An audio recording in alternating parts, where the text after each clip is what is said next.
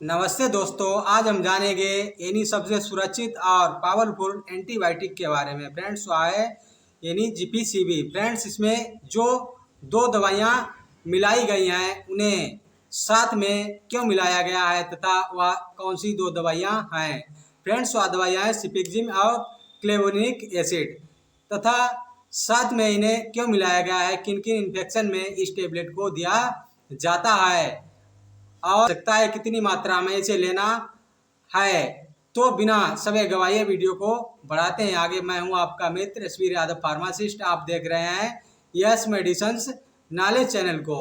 Friends चलो आज कुछ नया सीखते हैं। नमस्ते दोस्तों, आज इस टेबलेट में सिपेक्जिम एक थर्ड जनरेशन सेफ्लोस्पोरिन ग्रुप की दवा जो एक ब्रॉड स्पेक्ट्रम एंटीबायोटिक दवा के रूप में जानी जाती है। यह दवा बैक्टीरिया की ग्रोथ को रोककर इन्फेक्शन को ठीक करती है। साथ ही जो इसमें क्लेवोनिक एसिड मिलाई गई है या बीटा लैक्टम इनहिबिटिंग का असर नहीं करती, लेकिन साथ में मिलाई गई एंटीबायोटिक दवा को इन्फेक्शन पर कार्य करने में मदद करती है। किस तरह से यह मदद करती है इसको हम आगे जाने। यहाँ पर हम इसकी अंदर यानी इंफॉर्मेशन जान लेते हैं। इस टेबलेट में सिपेक्जिम यानी 200 mg यानी 200 मिलीग्राम की स्ट्रेंथ में तथा क्लेवोनिक एसिड 125 मिलीग्राम की स्ट्रेंथ में मिलाई जाती है। इस टेबलेट को आप मेडिकल स्टोर पर जीपीसीबी टेबलेट यानी टेक्सिम ओसीबी टेबलेट यानी स्पोक सीबी टेबलेट तथा ओमनी सेफ ओसीबी टेबलेट के इन नाम से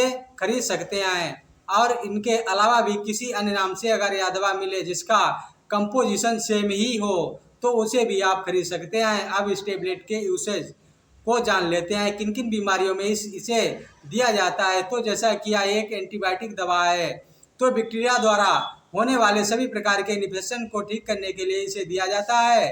इन्फेक्शन जैसे कि रेस्पिरेटरी ट्रैक्ट इन्फेक्शन जिसमें श्वास नली, नाक, गला, फेफड़े यह सभी शामिल है। यदि कोई मरीज है जिसको गले में इन्फेक्शन हो गया है और उसे खांसी हो रही है और उसे तेज फीवर आ रहा है और उसे सांस लेने में दिक्कत हो रही है, जिस कारण से गले में दर्द रहना, सूजन होना, निकलने में समस्या होना, इस तरह की समस्याएं हो रही हैं, तो उस समय डॉक्टर द्वारा यह टेबलेट दी जाती है। कोई व्यक्ति जिसको निमोनिया नाम की बीमारी हो गई है जो एक प्रकार की फेफड़ों में होने वाला इन्फेक्शन है, इस समय व्यक्ति के फेफड़ों में दबाव महसूस होता है, सांस लेने में व्यक्ति को दिक्कत होती है, फेफड़ों में पानी भर जाता है, तेज बुखार आना, इस तरह की समस्याएं इस निमोनिया में होती हैं।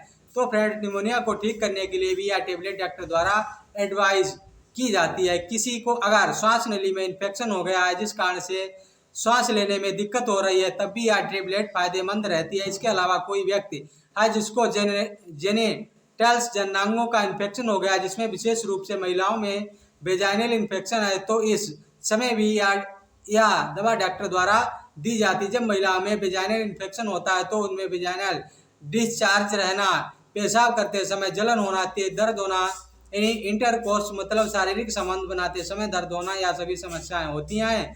तो उन्हें भी ठीक करने के लिए भी यह टेबलेट बेहतरीन प्रयोग ली जाती है। इसके अलावा कोल्ड और कफ को ठीक करने के लिए, ऑपरेशन के बाद होने वाले इन्फेक्शन को ठीक करने के लिए तथा हल्के फुल्के घाव को बढ़ने के लिए यह दवा काफ़ी ज़्यादा प्रयोग ली जाती है। इस तरह से अलग अलग बीमारियों में इसे डॉक्टर द्वारा दिया जाता है। इस टेबलेट की सबसे खास बात यह है कि यह टेबलेट प्रेगनेंसी में भी डॉक्टर द्वारा महिलाओं को दी जाती है, क्योंकि इसे प्रेगनेंसी में सेफ बताया गया है।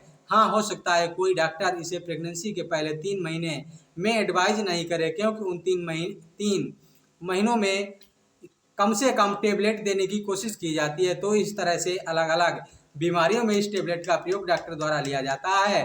अब जान लेते हैं कि इस टेबलेट में क्लेवोनिक एसिड क्यों मिलाया गया है। तो जैसा कि हमने जाना था कि क्लेवोनिक एसिड एक बीटा लैक्टम में इन्वेटिंग दवा जो खुद किसी प्रकार का बैक्टीरिया को नहीं मारता, लेकिन बैक्टीरिया में बीटा लैक्टम रिंग को तोड़ देता है, या वह रिंग है जो बैक्टीरिया में एंटीबायोटिक दवा को कार्य करने से रोकती है।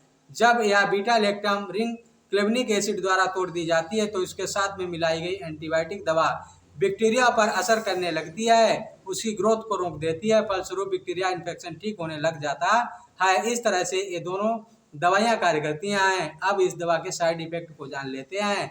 कुछ सामान्य साइड इफेक्ट जैसे कि किसी पेशेंट में इसको लेने पर पेट दर्द होना, दस्त लगना, डार्क कलर की स्टूल आना, चेहरे पर, ओंठ पर या जीभ पर सूजन आ जाना, आहार नाल में जलन हो जाना, अपच की शिकायत होना, पेट में गैस बनना, घबराहट होना, इस तरह के कुछ सामान्य लक्षण दिखाई देते हैं जो साइड इफेक्ट के रूप में दिखाई देते हैं। अगर ए या इसके अलावा दूसरे अनडिजायर्ड तुरंत इस टेबलेट को लेना बंद करें और अपने डॉक्टर से मिलें। अब वीडियो के लास्ट में हम जान लेते हैं इस दवा को किस तरह से लेना है। तो इस दवा को अगर एलेंट के लिए बात करें तो एलेंट में दिन में एक बार से लगाकर दिन में 2 बार यानी सुबह शाम एक टेबलेट लेने की सलाह दी जाती है, क्योंकि एंटीबायोटिक दवा है तो गैस्ट्रिक इरिटेशन कर सकती है, इसलिए इसको खाने के बाद लेना बेहतर रहता है।